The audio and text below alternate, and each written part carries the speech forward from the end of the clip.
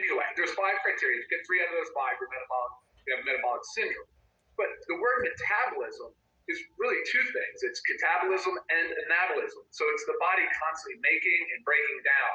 So anabolism is building things up. It's usually an energy demand, whereas catabolism is things breaking down and usually gives off, energy. So, that's an important distinction, because when we start talking about metabolic dysfunction, the next word that enters into the conversation is usually inflammation. And then you start talking about chronic disease.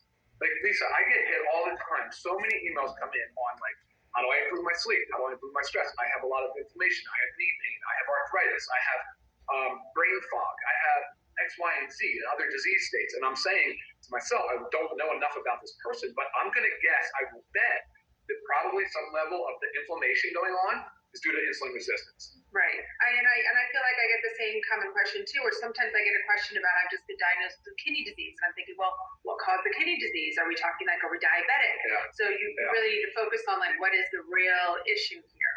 And there are significant issues. There's significant issues. On the far end of the continuum is full-blown type 2 diabetes. And that is obviously needs to be treated with medications and intensive care, because very quickly type 2 diabetes escalates into some severe negative outcomes, right? So of course we know that insulin resistance and inflammation lead to the three big killers, right? You're going to talk about heart disease, you're going to talk about cancers, and neurodegenerative diseases like Alzheimer's and Parkinson's and dementia, right?